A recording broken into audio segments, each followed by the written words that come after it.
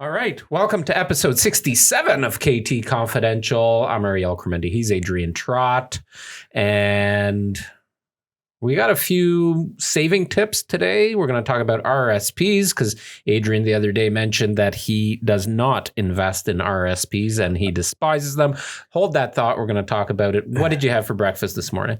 Today I'm trying to get back on track. Ever since falling off the wagon, I've been struggling to get back on track. So today... Or falling out of the X5, one of the two. Or falling out of the X5. That would have been interesting. Today I had like a Mucilix with a muesli. What's it called? Mucilix? Muesli? Sure. Yeah. Muesli. Muesli with some plain organic yogurt. Mm-hmm. And half a banana diced up and a little blob of peanut butter. It was good. And then I went snowboarding for an hour and a half. Nice. And I've got windburn. I was going to ask you, why are you so red? Yeah, it was a bit cooler today, but it was fun. Did you put any seeds on your peanut butter or your banana or your Mucilix? Or I didn't. I do have some like chia seeds, hemp seeds, and hemp and all that stuff. Yeah, pumpkin. I do have that stuff, but I generally don't. Salads. I put it in salads a lot. I see. Yeah. What'd you have?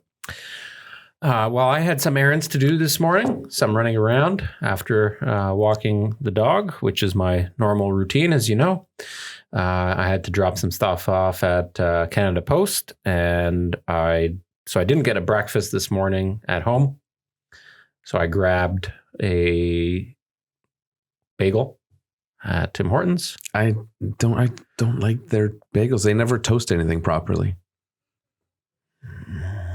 I don't know. You like it double toasted? Get it double toasted. I guess so.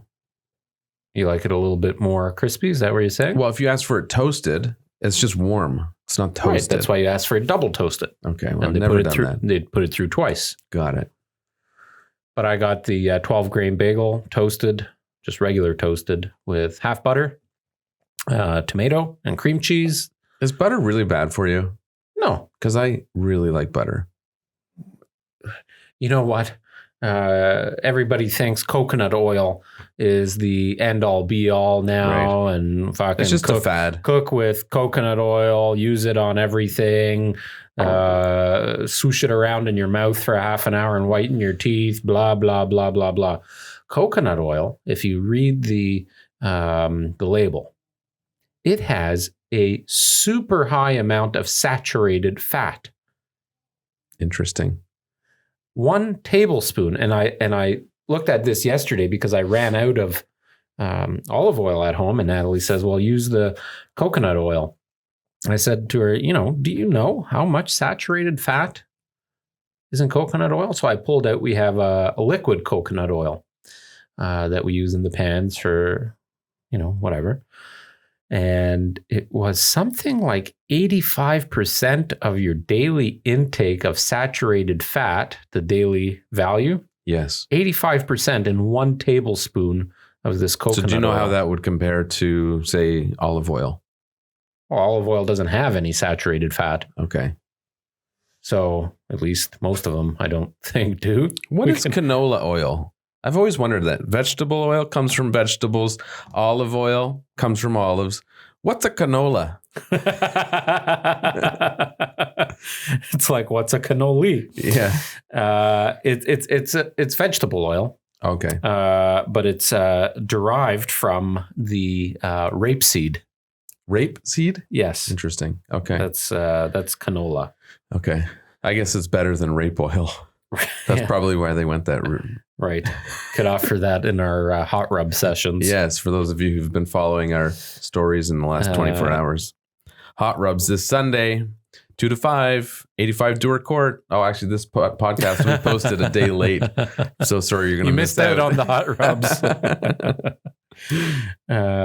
So I'm just searching it here, saturated fats. Well, but anyways, just to...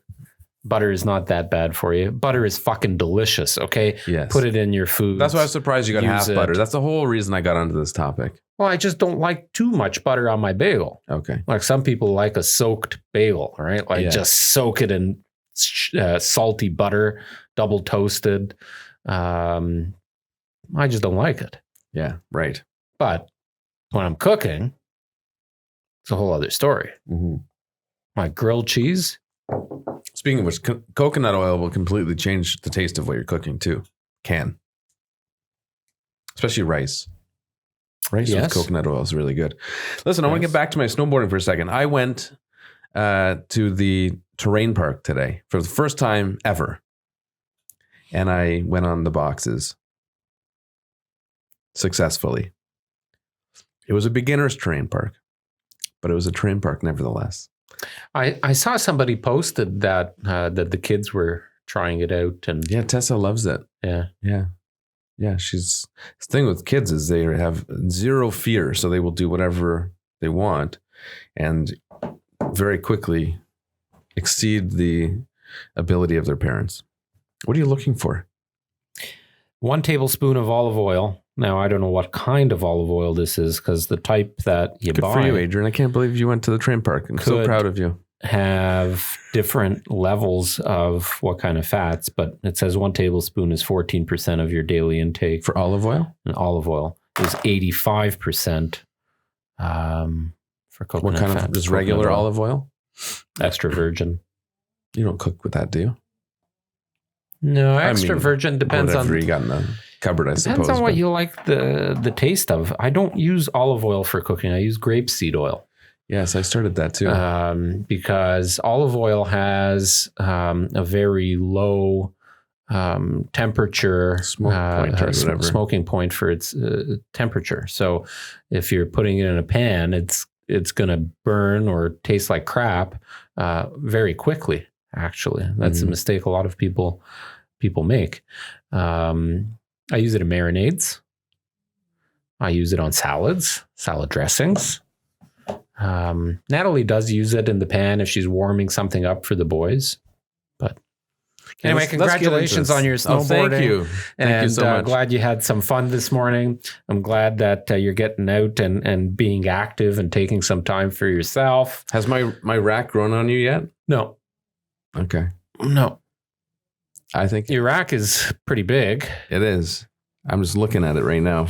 We're referring. What did I say it to the other day? I said every time I see it, or every time I come home and you're in the driveway, I think there's like a Domino's delivery car parked in the driveway. That's funny. Right? For people that don't know what we're talking about, I've got a roof rack on my car, which is a sedan, and it has a snowboard accessory on top. So it stands out quite tall. I think it looks good. I don't know. You think it looks good? I actually think it looks good. It really added the appeal to your... I know it seems odd, but I think when cars have roof racks, I think it's a good look. I do. Something, I don't know what it is. I think it's weird. Well, I'll take it off in the summer because I can't open the sunroof with it on. And it will destroy your fuel mileage. For the 5 kilometers a day I drive? Well, I don't know. You're driving to Mississauga today. Yeah. Well, I don't drive a whole lot. But nevertheless. All right. So today, this comes at a good time, this conversation. Because last night I was chatting with a friend and we were on the topic of how people can't afford houses and how some parents are saying, some adults now are saying they have mortgages that are higher than they've ever had because they've had to pull money out of their equity to give to their kids in order to afford a house. Yeah. Yeah, we're seeing a lot of parental gifting. Yeah. It's going to happen. Mm-hmm. I for sure will do it with my children.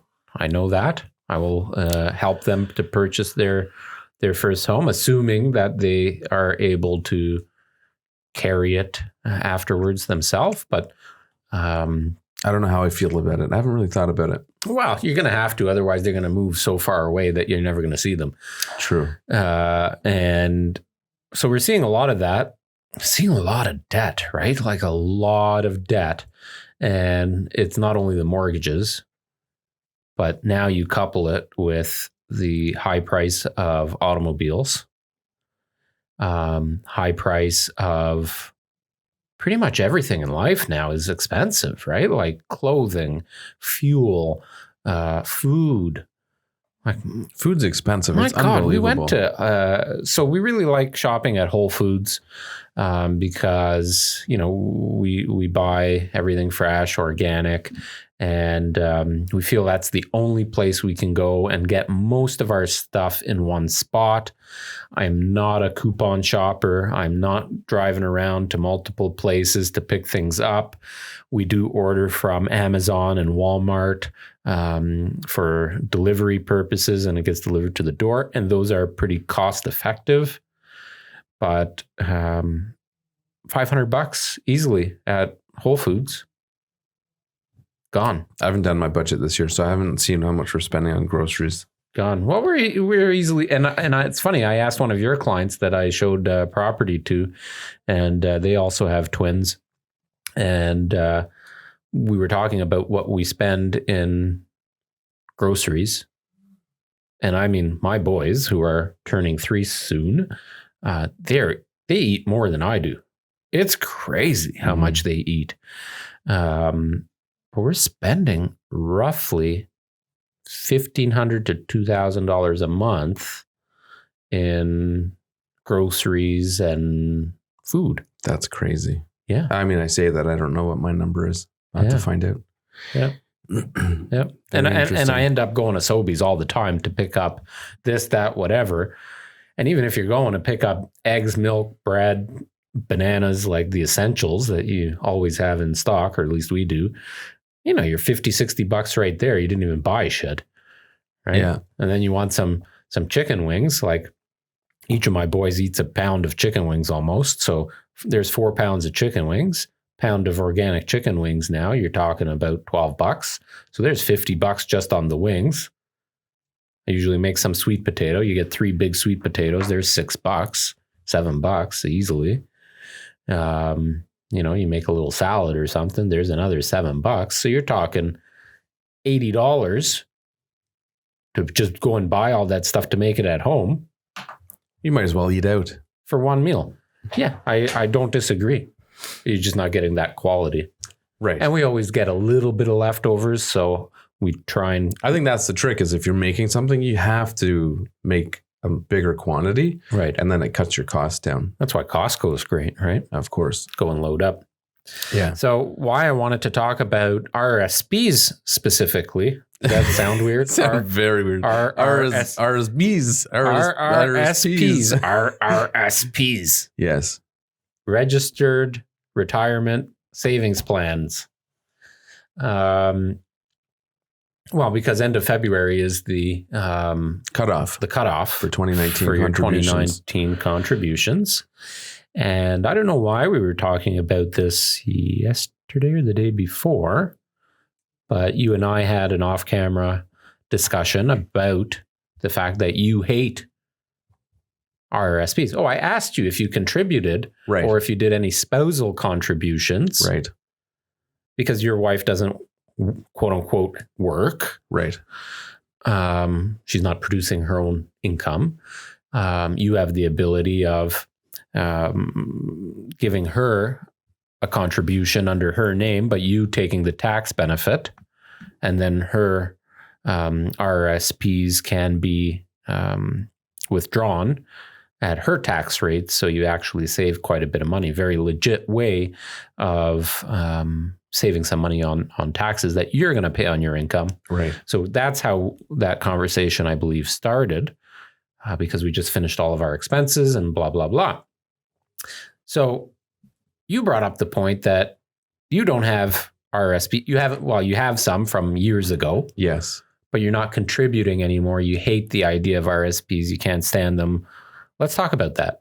Well, I just see to each their own, and there are a lot of avenues to invest your money. When I see how my RRSPs have done, and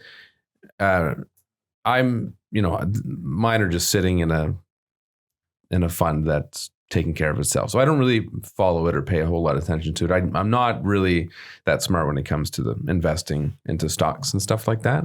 So I need to better educate myself. But where, the area that I am more confident and comfortable, obviously, is in our industry with real estate. So if we see an opportunity in here, whether it be investing in our business or investing in real estate and buying something, buying a house or whatever, I see that as a better avenue for me because I don't know. I'm obviously more comfortable with it and I'm immersed in the industry. So that's one of the big things that I think of. See, a lot of people would probably say that you're foolish. And, because of how successful we've become, I have a lot of my network of people I know that are in the financial industry that are just dying to sit down with me and come up with this beautiful plan that they're going to make that'll make me rich or a millionaire or retire well and blah, blah, blah, blah, blah, blah, blah. Okay, I get it. You specialize in that area and you want to help me. And obviously you'll earn a commission on that. And that's how you earn your living. I get it. Thank you. But real estate is our forte and we know how to make money in real estate. Right. And real estate historically has the best return on your investment. But there are people that will say you're nuts because it's free money, right? So if you're taxed at 47, 48% of your income, every $10,000 that you contribute to your RRSPs, you're actually saving $4,800.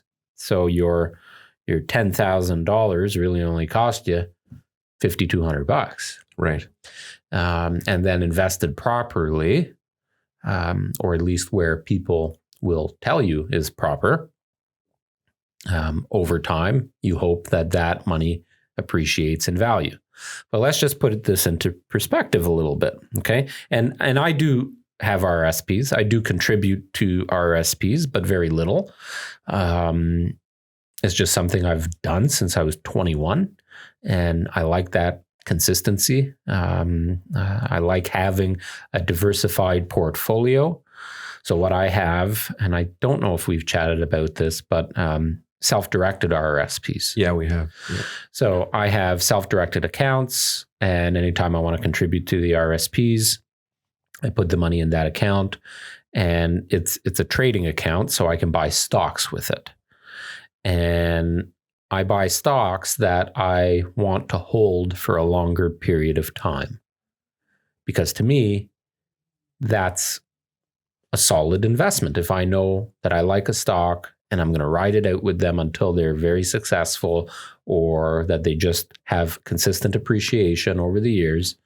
I don't know anything about a lot of these mutual funds and stuff like that. And the stories that I hear and read, especially through the big financial institutions, there's a lot of fees that are involved with it. And there's so many stocks that go into some of these funds that you might not have any idea or want to investigate or want to spend that time. So I've contributed to the self-directed RRSPs and purchased a lot of Facebook stocks. They've done really, really well. I haven't touched it. But let's just do some simple breakdown. Let's just say somebody's been very diligent, because people say that you should pay yourself first, right? Right. You've heard that. Of course. Everybody's heard that. Pay yourself first. That's the best way to save. Sure, fine, whatever. Pay yourself first. How much? 10%? Is that the rule of thumb? I think as a minimum. Right. Rule of thumb, sure. Yeah. I think that's what is being taught. There are some people out there that will say match what you pay the government. If you're willing to pay the government 30%, pay yourself 30%. Yeah, not with most mortgages. No, that's true. Not these days, buddy.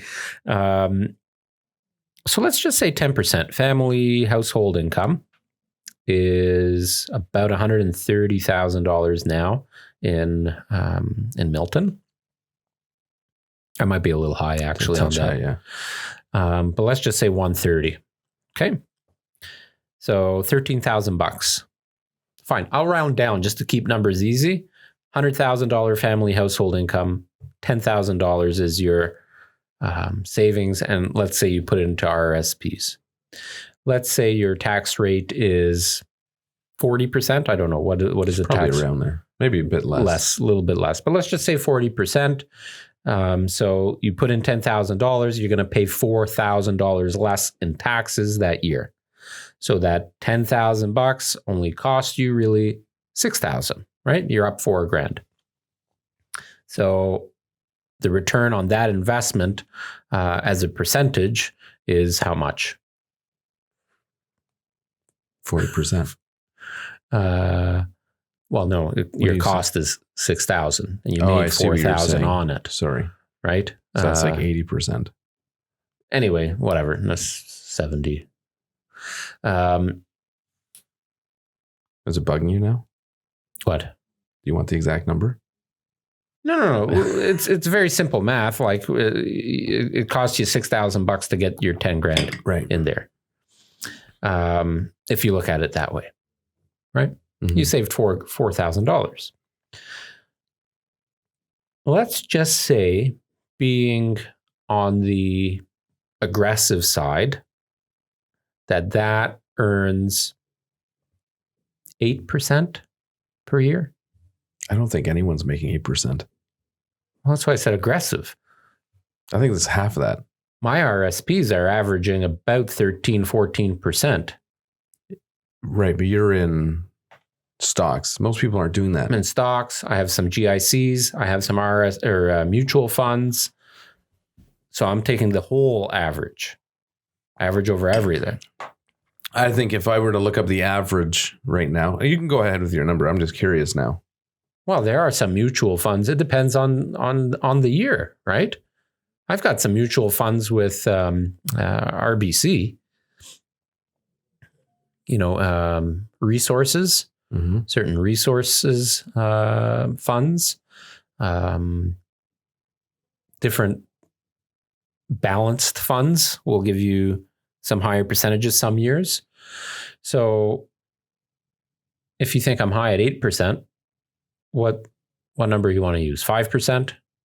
I don't care. No, you can use 8. Whatever. Did you just do your research? Yeah. Well, last year was high. Last year it said 9.7. The 20-year average is 5.98. Right.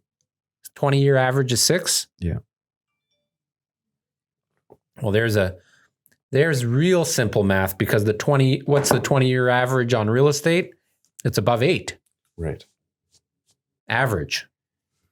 The big thing with 2% better. Yeah. But so let's just say it's 8%. Okay. Your $10,000 now is $10,800 at the end of the year. Now that $10,800 is getting compounded, right? You're getting that interest on that $800 as well. And it's accumulating. So they say every 10 years, your money should double. 10 years? You want me to wait 10 years for that $10,000 to double? Okay. Mm-hmm. So now let's say you invest $10,000 every year. So it's going to take you 10 years to make $100,000, because you're going to put $100,000 in, and if 10 years, if it doubles, you get your $100,000. Right. Although actually, if you break down that number as it compounds, it won't double in 10 years. It'll take longer, because you're investing 10% every year. Do you want to share with the world our purchase on Broussard? We purchased a townhouse we closed in August, paid $645,000 for it. I believe that's the correct number. Yeah, here in Milton. And we chose to rent it out. So that's what we're doing. The rent covers all the expenses. Yep. We're actually cash flow positive. So just on the math on that I did back then, taking all our expenses into account, and just the money being paid on the mortgage works out to be 6%. So that's really good, let alone appreciation. But now, let's say we were to sell that house August, about 8 months later. 8 months? What are you talking about? September, October, November, December, January, February, 6. If we were to sell that now, we would probably sell it for at $750. Yep. Would you say? Yep. We'd get $750 for it all day long. So you back out all our expenses. Let's say there's $25,000 in expenses. Oh, it won't even be close to that. Well, after paying real estate costs, lawyer fees, breaking the mortgage. Yep. $75,000 in 6 months. Yep. So that was a good investment, but I do believe you need to diversify. Now, that was a good investment, but it won't always be a good investment, right? Because if you bought it in 2017 at the peak, you're just starting to come out even now in 2020. Correct. So it took 3 years just to stay even, because in 2017, 2018, we saw a dip in the prices, started coming back up last year. Now this year, things have gone a little bit crazy again, but not crazy. I think it's back to reality, because this is what the values are. Yeah. Well, I don't think we're going to see any kind of dips. So it's going to go up this year, even more so, because they've just announced they're reducing the requirements for the mortgage approvals for the stress test. Reducing requirements. Bank of Canada is going to lower their rate, and mortgage providers are going to follow suit to lower their rates. So we will see lower rates this year. The demand is super high. You got all kinds of immigration and people that are moving to the GTA now. Like, did you hear about this new tech boom in Toronto? Yes. Like, so many businesses now investing hundreds of millions of dollars to move their businesses and grow their companies in the GTA. So we're going to see an influx. Anyways, off topic a little bit. Why? What are you doing with your money other than real estate? You hate RRSPs. You're not investing in RRSPs. I think people are going to tell you you're stupid because you're giving away free money. What's your money doing for you? I think a big thing for us is reinvesting it into our business. For one, because this is an investment for us. So injecting money into our business enables us to grow. And I think this business for us is probably one of the most lucrative ways to do it. And we'll get the best return long Okay, run. but let's talk about the average person that doesn't have a multi-million-dollar company, that they have a job with an employer, or maybe they have a small startup business, or they are an entrepreneur, they are a business owner. What I think most people need to do is, and this goes back to everybody saying, oh, it's so hard to get into the real estate market. If you don't have money invested in the real estate market, I think it's essential, because if you don't do it now, you'll never be able to afford to. So I think people need to stop thinking, oh, I need a certain type of house for myself. I think people should just go rent a house and buy something very affordable, even if it's an hour away. Buy something affordable, further away. Just get into the market. Get into the market. Okay. And rent out that property. Now, do you think first-time home buyers should have RRSPs that they're using towards their down payment? Yeah, for sure. I did it. My first house, I took an RRSP loan. I can't remember for how much. It was like 15 or... Got to be real careful if you're doing that RRSP loan, because that's now a servicing debt, or a debt that you're servicing on your That's why income. I took a smaller amount. So I took 15,000 and I planned it accordingly. So I knew when I was going to move. So I took the loan. If you do it a year out. That's basically what I did. So I took it a year out. I paid it off over the course of the year. I did that too. Forced savings. Yes. It's a great plan, because you can actually take an RRSP loan. Most of them you have to pay back in 12 months. You take an RRSP loan, you put the money, one lump sum into an RRSP, you play it safe, maybe a fixed GIC that returns maybe now 2.5%. So your peace of mind that's going to be your deposit or your down payment on your home, or a portion of it. Mm-hmm. So that loan usually is at pretty low rates. Like you can get an RRSP loan probably around, I don't know, 5%. Yeah. So going back to the whole income tax savings, you take a $10,000 RRSP loan and you're paying $800, $850 a month for that loan. You're forcing yourself to save that, number one. Number two, you're saving all that money on your income taxes. So it's an immediate return on your investment. Yeah. I remember it very clearly. I put in 15 and I got about 6 back on my taxes, something like that. So I think then I took that and put that into my RSPs as well. Yep. Or use it as your deposit on the house that you're going to purchase. Yeah. And then a year out, you're going to take that out and use it. And if you're buying it with a significant other, then if they're doing the same thing, that can make a big step in the contribution. And if you have money being gifted to you from a parent, it's also a great idea to put that into an RRSP first. Get that tax advantage. Mm-hmm. And then use the RRSP plan. Well, the big thing with RRSPs now, if people listening, if you or someone you know is going through a divorce, a separation, a marital breakdown, they now qualify as first-time home buyers for the home buyer plan, and they can withdraw up to, what's it up to now? 30,000? Yeah.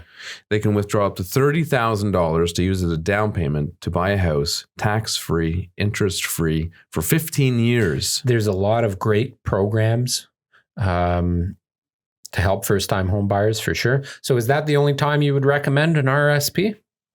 I'm not a financial advisor, so I would be hesitant to say too much about it. But I think it's good to diversify, even for us. Like, for me, I'm very comfortable with real estate, so I would invest in real estate. I would invest in our business, which is, indirectly real estate related. So it's good to diversify. So having RSPs as well. Even diversification for us in 2019 came from the way of starting a new company. It's not really diversifying because it's still real estate. But it is, because we're not buying or selling real estate. Right. We're now managing real estate and actually have income. Right. But if the real estate market crashes, completely crashes, people are still going to be renting those properties. Investors will reconsider doing it on their own. I don't think so. 100%. I don't think so. They will. I don't think so. That's what happens if the industry crashes. You would see a change. 100%. There would be a fluctuation for sure. Well, there'd be a fluctuation in everything we do because that's part of the nature of the business. However, what would you define as a crash? Was 2017 a crash? We had our best year. I can't remember in 2017 when the crash happened. We were still stupid busy. Oh, I know, all year. So what defines a crash? Well, is the real estate market going to crash? By definition, I don't see it's any something crash like coming anytime I can't remember soon. what the number is. It's something ridiculous, such as a very, very small number. Something like 5%. Who comes up with that shit? Well, that's what I'm saying. It's all just numbers and media and smoke scare and mirrors, tactics. Exactly. It's all media-driven stuff or government-driven stuff. Talk to me about reality and the street component of what a crash might be. And most savvy investors, they look forward to those opportunities and they have money put aside, whether it's cash on hand or a home equity line of credit sitting there waiting for you to use. If there is a quote unquote crash, that's when you jump in and buy something. That's how I bought my condo in Florida. Right. Tons of people made money on that. In what year was that now? 2008? 2007? When the U.S. had their... Time ago. 2008 was the crash. That was the... Yeah. Recession. Now, we're never going to see anything like that in Canada, okay? The banks are just too solid, and the government, whether or not their programs and now their regulations have balanced that out, I don't know. But and Canadians are just a little bit more, the average Canadian is a little bit more cautious with money. I don't know if they are. Well, we can talk about that, but... So when I bought my place in Florida, bought it from the government because the bank that held the mortgage on it foreclosed. The bank foreclosed. So the owner of this condo foreclosed with the bank. Mm-hmm. Then the bank foreclosed and the government took it over. The government's bank took it over, and that's who I bought it from. Right. On the condo was still almost $300,000 owing on it. Crazy. I paid $70,000. Yeah. And it was just 2 years later. They paid $282,000 for it in 2005 or 6. 2 years later, I bought it for 25% of that. If that ever happened here, I would just gobble up everything I possibly could. My uncle bought, I want to say 3 or 4 units at that time in our complex. He bought some for $35,000-$40,000 because people they couldn't pay the mortgage, and then they realized now they owe $300,000 on something that's worth $50,000, and they're just walking away from it. But what ended up happening is now nobody could get mortgages, so everybody was renting. Right. So a lot of foreign investors bought up these properties for pennies on the dollar and now became landlords. So my uncle was getting about $1,000 to $1,200 a month for this unit that he paid $35,000 for. His carrying costs were about $500-$600. So he's cash flow positive every year. Yeah. I don't remember the exact math, but let's say $5,000-$6,000 on each of the units. So for his $140,000 investment on buying 4 of them, he was making, I don't know, $25,000 a year. Yeah. Kudos to him for seeing the opportunity. He sold them. Oh, too early? No. Oh, recently? Yeah, within the last couple of years. Oh, so how much did he make on them? So he spent about $5,000 to $10,000 each. Changed floors, painted them, basic stuff. One of them he sold for the lowest one was $70,000, and I think the highest was about $85,000. Mm-hmm. They've since come up a little bit. So, but with the Canadian dollar, you got to pick your poison a little bit because your maintenance cost and all of that are getting high. But yeah, made a few $100,000. Crazy. Okay, we got to wrap this up. I got an appointment in 38 minutes. What kind of house are you showing today? It's beauty. It's just over 3,000 square feet in Erin Mills, backs onto Creek. So it's a really big lot. It needs some work. It's dated, but it's big, and it has a very functional layout that hopefully will be suitable for these clients. And how much is it priced at? 1.7, 1.698. So there's room. You spend $200,000-$300,000 on it. Exactly. And you've got probably a $2.3 million house. Exactly. Immediate return on your investment. Yeah. Better than an RRSP, huh? Yeah. Okay. Quick. I know we got to wrap it up, and we've had a good chat here today. Money saving tips for everybody. Let's talk about everybody, not just first-time home buyers. Life is expensive right now. We want you to invest in more real estate. I'm very frugal. You are fucking cheap. So I'm not cheap. There's a difference. I'm frugal. And so, I think a lot of the practices that I do. What are you frugal in? Frugal in the sense that you're cautious of what you're spending on, but you're not cheap. Like I drive a nice car. Now? Yes, but even still, it was still a nice car. Like, it's not a beater or like a piece of shit. Like it still was my Acura TLX. It was a nice vehicle, all-wheel drive V6, like, nice car. But little things like drinking. If you really want to save money, cut back on drinking. So it gets very expensive. I know people are spending $300, $400, $500, $600, $700 a month on booze. Start making lunches. People drinking that much every month? It doesn't take much. Oh, I thought I was high at like $200 a month. There's no way you're only $200 a month. Yeah, $200 to $250 on average, and that includes the cottage, which just I'd have to see what I'm at. I generally, I don't drink during the week. I'll have a bottle or two of wine on the weekend. And I'm even Wine's expensive, man. Well, that's the thing. It's like Yeah. $15, $13 a bottle on the cheap side. But I found some that are nice go-tos in that price range. Yep. But anyways, even that adds up. But that, eating out, those are the big ones. And then we need to get on board with this thing we were going to do with getting people to cut their monthly expenses down. It's so easy. Well, we gave that challenge, right? $100 a month. Well, we didn't really do it. We need to. I think it's easy for people to save $100 a month. So my biggest money saving tip is actually, and you should listen to this tip. Okay, go. You need to know where your money is being spent. First of all, that's the number one rule is sit down and look over the last 90 days and write down literally every single line of where your money was spent. Stop using cash. Categorize it. Never, ever, ever use cash unless you don't want your spouse to know about it. No, I'm just joking, but not really. Visa, use your Visa. Collect your points. Or if you're bad at Visa, use your debit card. Just... No. Be disciplined. Use your Visa, collect your points, pay it before the statement date is due so you're not paying your interest on it. Shut up and let me finish my tips. Okay? Number one rule, know where your money is being spent. Spend all of your money using your credit card so you're collecting points.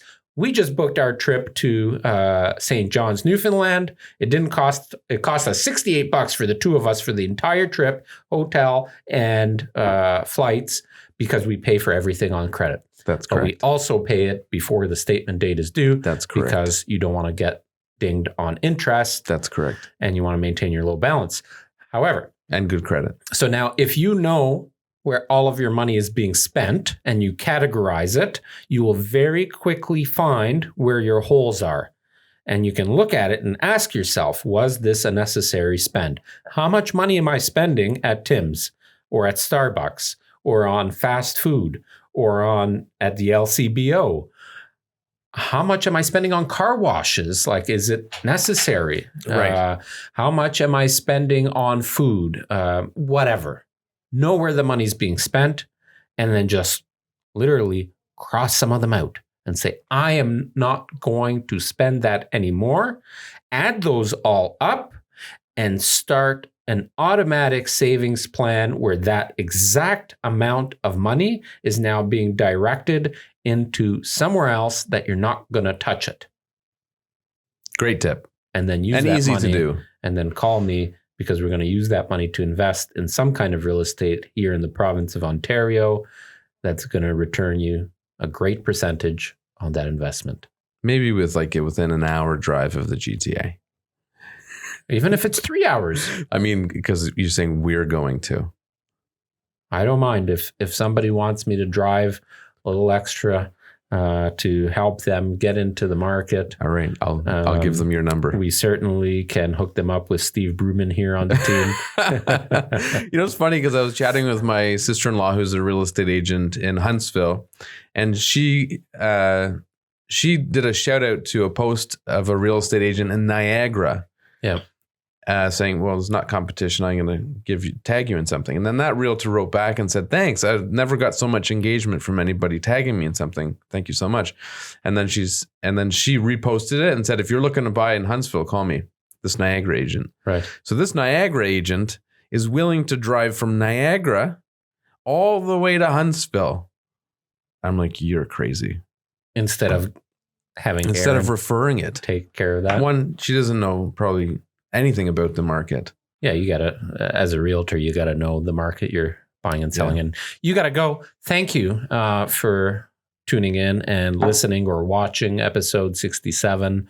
Again, Spotify sounds great. Ian's doing a great job of making us sound good. YouTube, subscribe. We got some killer videos right now. Auto-tune to make our voices sound better? Welcome Yeah, let's get it, definitely. Yeah. Some killer videos coming down the line. We just posted one with Joanna from Nesting Story that you got to check out. If you don't subscribe, you're going to miss out on them. iTunes, just follow the podcast wherever you're listening to, and keep listening. Keep throwing those suggestions out to comment, and send us any questions. Thank you. It's episode 67 of KT Confidential.